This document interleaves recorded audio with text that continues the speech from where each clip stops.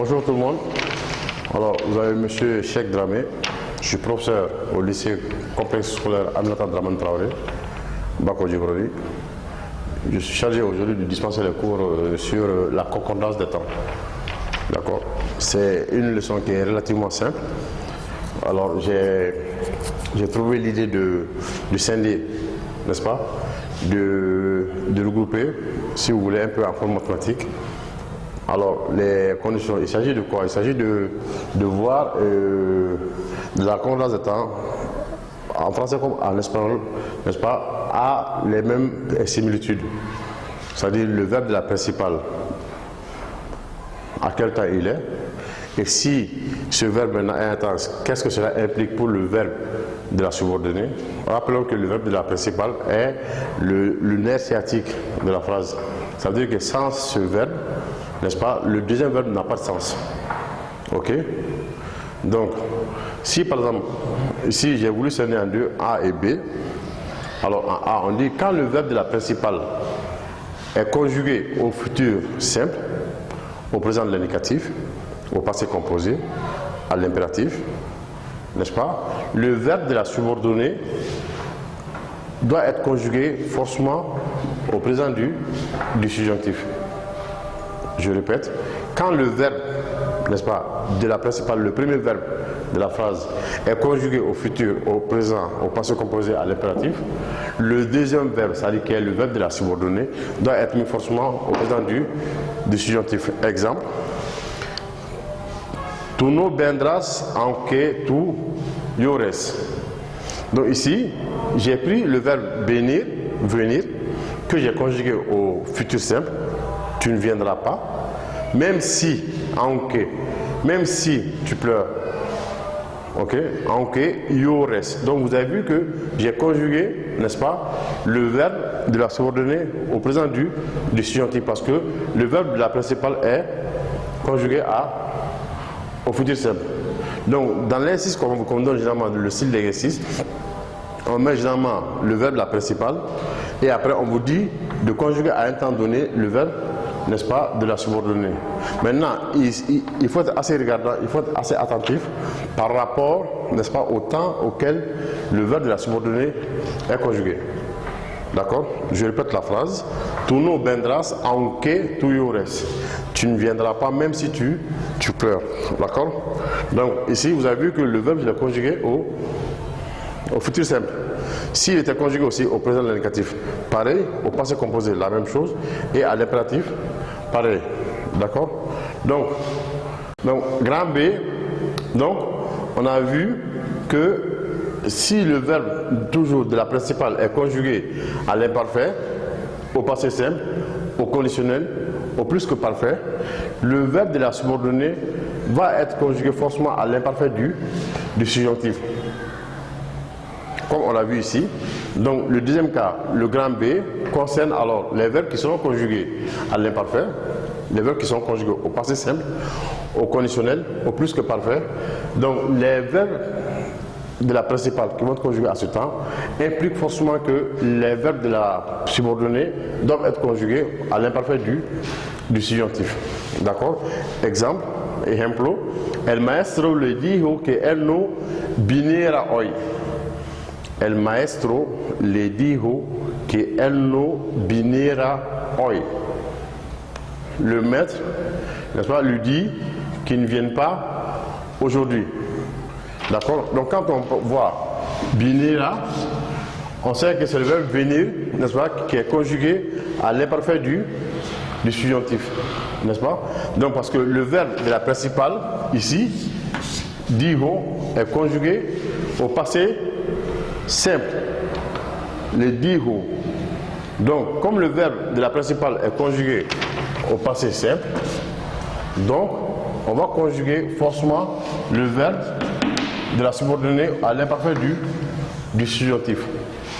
Donc, en résumé, ce qu'il faut connaître, et quand on essaie de faire un petit résumé, on voit qu'il y a 4 temps, n'est-ce pas, pour les deux principaux temps. C'est-à-dire, qu'est-ce que je veux dire par là?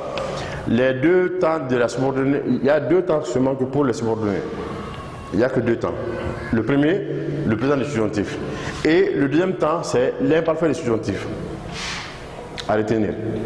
Autrement dit, les verbes de la subordonnée sont conjugués ou au présent du subjonctif ou à l'imparfait du subjonctif, les verbes de la subordonnée.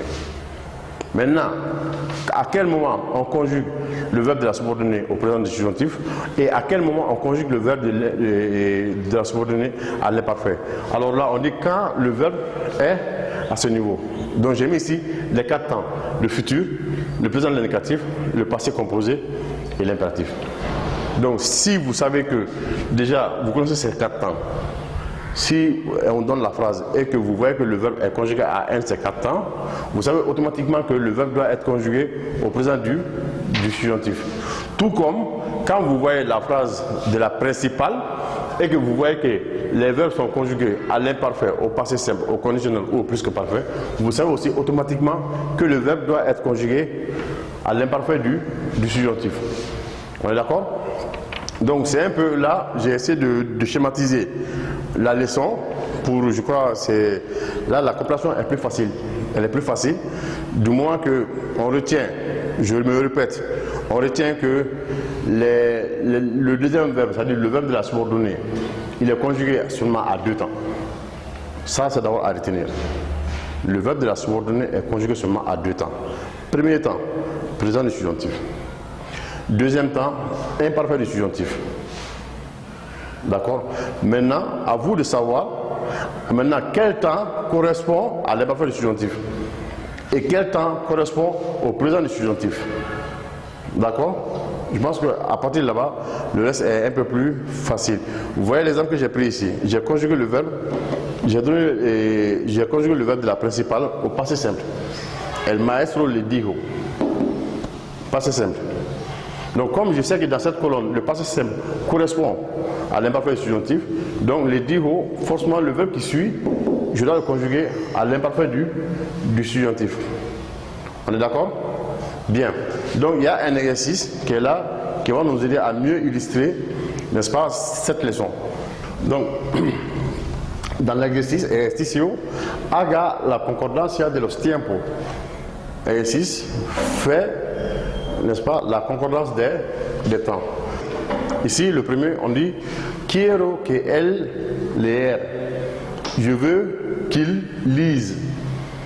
Maintenant, il faut voir ici à quel temps ce verbe est conjugué. D'accord? Est-ce qu'il est conjugué au présent de l'indicatif, au passé ou au futur? Donc, ça, lui, quiero est le verbe de la principale. Je veux. Je veux qu'il lise. D'accord? Donc, il est à quel temps? Maintenant, s'il est à un temps donné, alors cela implique quel temps pour le deuxième verbe, c'est-à-dire le verbe de la subordonnée. Rappelons-nous que pour les subordonnées, il n'y a que 2 temps. Le présent du subjonctif et l'imparfait du subjonctif. Deuxième phrase. No toleraré que ustedes salir sin permiso. Je ne tolérerai pas que vous sortiez sans permission. D'accord? Maintenant, le verbe de la principale, c'est celui-là. Alors, il est conjugué à quel temps? Il est conjugué à quel temps? En tout cas, pour que vous ayez une petite idée, je vois ici quand même l'infinitif plus la terminaison. Je ne tolérerai pas que vous sortez sans permission. Troisième phrase. Yo temía que tú charlas mucho. J'avais peur que tu parles beaucoup. Temía, c'est quel temps? Ia. Donc, il faut être assez regardant sur les temps qu'on a. D'accord? Yo temía que tú charlas mucho. Quatrième phrase. Pedro te dijo que tú le devolver el disco. Pedro t'a dit que tu le retournes le disque. D'accord? Cinquième phrase. Mi padre ha prohibido. Mi padre ha prohibido. Mon père a interdit à ma petite sœur qu'elle sorte seule. Mon père a interdit à ma petite sœur qu'elle sorte seule. Donc, a prohibido, c'est quel temps? D'accord? Maintenant, une fois que vous connaissez ce temps, Qu'est-ce que cela implique pour le deuxième temps? Voici un peu le but de l'exercice. D'accord? J'espère que la leçon a été bien saisie et que voilà.